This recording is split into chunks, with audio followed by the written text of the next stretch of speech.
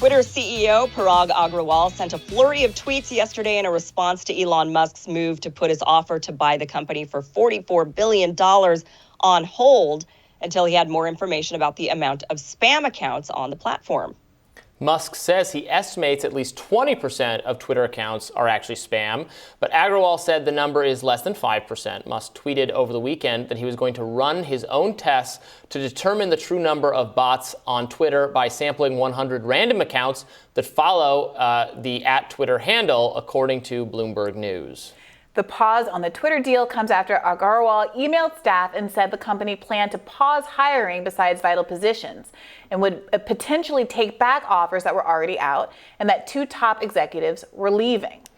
What do you, Kim, I haven't asked you this yet. Do you think Musk is going to try to get out of this, and that's what's going on here? No, I think he's negotiating for a lower price tag on Twitter. And I think it's smart. I mean, look, of course, you've got to know the product that you're buying. And if it's true that it's up to 20%, I have a hard time believing it's 20%. That seems, well, I guess maybe of inactive accounts, inactive bot accounts, possibly 20% are these kind of bot fake accounts. But certainly I think that would drive down the price if it turns out that high of a number are actually bots on the platform. Got to know what you're buying, and if it's a dud product, right? But I mean, I think we all know Twitter works. Especially since part of Musk's plan is to shift toward a model where more people are using it as a subscription service.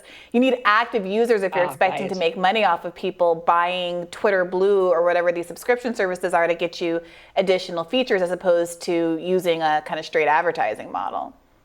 Yeah, that's an excellent point, right? Because you would factor that a certain percentage of the user base are going to subscribe. And if that number is false, if it's inflated because so many of them are bots, and you've got a problem with the price tag of Twitter. So I think he's just trying to lower that price tag. But Robbie, you think he's trying to get out of this?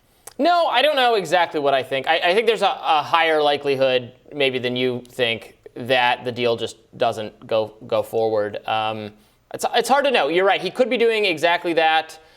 Something, maybe it's just something tells me this is going to be too good to be true, right? We'll look back at the 1 month period where it looked like Elon Musk was going to ride in on a white horse and change Twitter's policies to something I would prefer. And maybe I'm just used to being disappointed. I don't know. And it's nothing beyond that. It's kind of the same thing, right? I mean, the idea of trying to lower the price and getting out of it, I mean, I want to lower the price or else I'm not going to do it, could be framed as trying to get out of the deal. Basically not wanting to take the deal at the price point that he initially entered into it at is kind of, I think, what folks are seeing here. So we definitely wanted to get to this. So at the same time as this is happening, a Twitter senior engineer allegedly told an undercover journalist that Twitter does not believe in free speech. Let's take a look at this. Twitter does not believe in free speech. What do you mean? Believe in free speech. Capitalists, if we weren't really operating in a capitalist mode, we were very socialist. Like, we're all like communist. All right, so I have a lot of thoughts about this. So this is Project Veritas. This is James O'Keefe doing one of those undercover things where, it looks like he has some person working for him who's at a bar or restaurant with this guy, secretly recording him. And look, I mean, the guy is telling us things we basically already know, that there's a lot of hostile employees there's a lot of liberal employees at Twitter, some of them hostile to conservative speech. I don't, he's going to get this guy possibly fired for this, and this person seems like a reasonable person. So I feel bad. I don't know what the huge news value here is in doing this kind of thing. Also, if you take someone to drinks and you're engaging them in conversation, you could get anybody to badmouth their employers, right? So, of course. So it's not, if it's deceptively obtained, you have to take it with, right? If even people, so I don't. This is my whole problem with some of the stuff James O'Keefe does. Not that there's no news value ever. Some of the stuff is more interesting than others, but I didn't find this particularly illustrative. And well, what does it mean? Right. What does it mean? First of all, what is the alleged relationship between capitalism and free speech? I'm not really clear what that means. There are any number of capitalist countries. Most countries are capitalist countries, and we would hardly sit here and say that speech is a protected right in the majority of them. Certainly in even similarly situated progressive countries, in the UK, et cetera, they don't have the same kind of speech protections as we have here. So I'm not even sure what that's supposed to mean. Moreover, I would love to hear this guy's definition of communism. I mean, it's just an off-the-cuff that's what bothered statement. You didn't like the digs at communism. Yeah, like, truly just explain yourself, sir. I was using, I think, commie as shorthand for woke or, whatever. Right. So or talking controlling, authoritarian, maybe. Yeah. Right. I mean, so not knowing what he's talking about. Yeah. Well, but we understand we've his had, point. Ryan and I have interviewed O'Keefe on the show before. I've tangled with him in the past. I'm not saying there's no news value to what he does. I'm absolutely not saying that. But in cases like this, I don't know. What do you make of it, Kim? I mean, you're right. There's no news value in this. This is something we already knew. We already knew that Twitter was censoring. That's why Elon Musk, coming in, riding on his white horse, saying he's going to save the day, has so many people excited, because we know that Twitter is a place where they censor quite a bit based on their political leanings of the people that are actually running the joint, right? So, yeah, this isn't really news. I just feel really bad for these people that get caught on camera like this. I mean, is this guy ever going to have a job again? Yeah, Certainly he's not going to work at Twitter, right? And then I feel bad for him too. And he he wasn't doing anything wrong. And there's some expectation of privacy in a setting like that. Don't trust. I had an experience this weekend. I was flying back to DC. I was in an airport.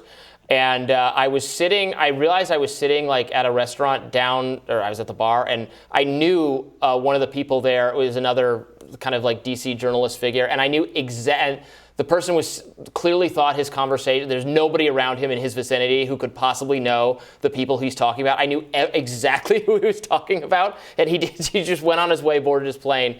So you gotta be more private than you expect, I guess. There's certainly no expectation of privacy in the bar or in your womb in the United States of America in 2022. Whoa. Well, Musk has also been in the spotlight for something he said about President Joe Biden in a podcast interview yesterday. Musk, who said he has voted overwhelmingly for Democrats, suggested that Biden is an empty suit. He said, quote, "The real president is whoever controls the teleprompter," and that the Biden administration doesn't seem to get anything done. I think that's fair. No lies detected.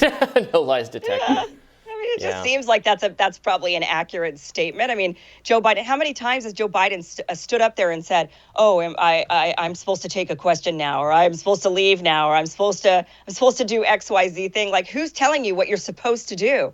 You're the president of the United States. So who is controlling him? That's what he does use the language of to know. Someone who's being very carefully handled.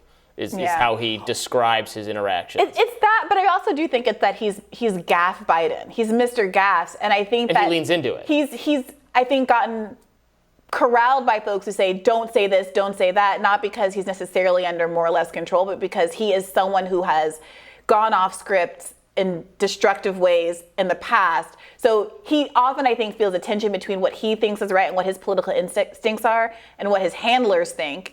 And I think that he is unwilling to actually bend the knee in some respects. So he toes the, like he splits the difference by saying, "I'm not supposed to say this, but they don't like it when I say this, but," and that's what we get. But to the broader point, he has telegraphed substantively over and over again that he has no power and that he's not going to do anything, despite having both houses and the presidency, because of Joe Manchin and Kyrsten Sinema. He has basically abdicated all authority over his presidency to them by saying that he can't get anything done because they're the holdouts, and also by refusing to use executive action, something he said he was going to do in the beginning for no reason at all. No principled reason. He just said he wasn't going to do it. So he has telegraphed to the public that he is an empty suit. And now he's asking people to go ahead and vote for a neutered Democratic Party for reasons this fall. And unless, as we've talked about at length on this show, unless they come up with some pretty significant reasons of how that's going to change anything going forward, they're going to be in big trouble. Big trouble indeed. Does not look good. Anything can happen between now and November, but not looking too good. But we will have more rising in just a minute. Stay with us.